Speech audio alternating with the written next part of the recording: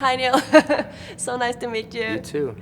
I've been to at least 6 Comic-Cons, and I never saw someone stop the floor like you did Really? here. Oh, Yeah. cool. Thank you. I've only been to 2 Comic-Cons, so I don't have any real Really? point of reference. Everybody stopped to see you. It was like you couldn't walk there. It was crazy. How was your reception here? It's been super lovely. Though that was very strange because I wasn't sure what I was supposed to do. Just hang there And do what? Wave? Like a weird... like a king. Like a king? And I did not feel comfortable in that position. I wanted to throw them things. Netflix t-shirts or something. Gifts. We didn't have any. I didn't want it to go out there, but if I went out there and signed something, people were crazy, so I just had to sort of stand there and go like this and lock it in my brain whenever I'm having a bad day. I'll think back to that and say, okay, Yes, that was a good one. amazing. And how did you get into a series of unfortunate events?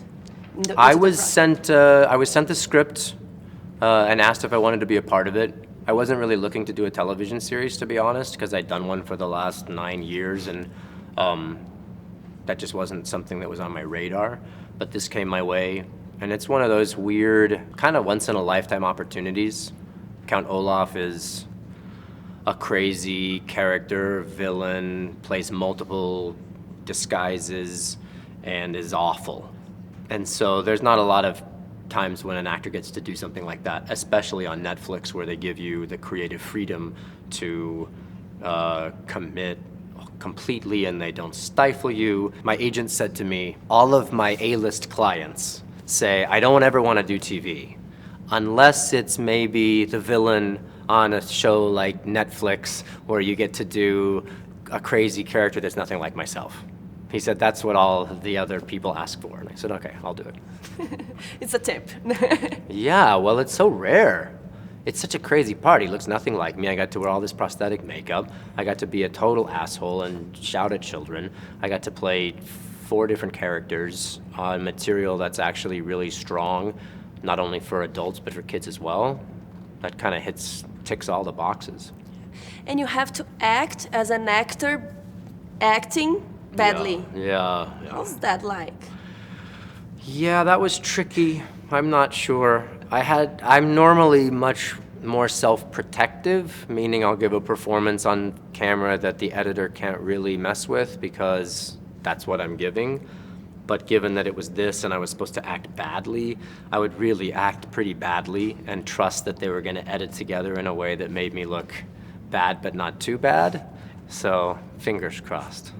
And I know you love musicals and singing and stuff. Yeah. Did you get did you suggest it to them to put that in the series, or they came with the idea?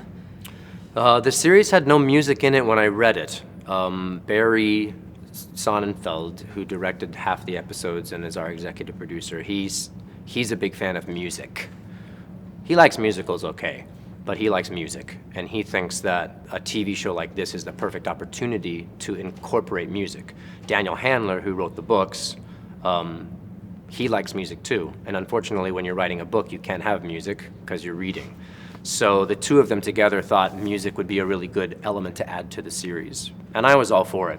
The only thing I said is I want to make sure that Olaf doesn't perform well, that when he's performing as Olaf, that he doesn't sing well, that his choreography is bad, and that he thinks it's good. So when you watch the thing, he's not on pitch and he's carrying on. So yeah, there's a lot of music.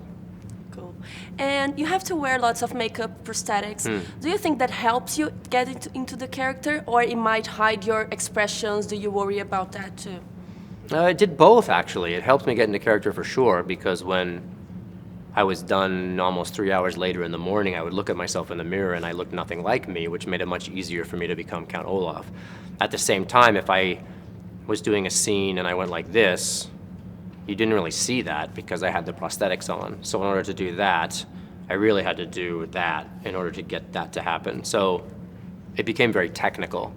I would ask the camera operator behind the camera, I would say, can you see that, or should I do, I would have to be real technical about my facial expressions, but it was for the good of the show.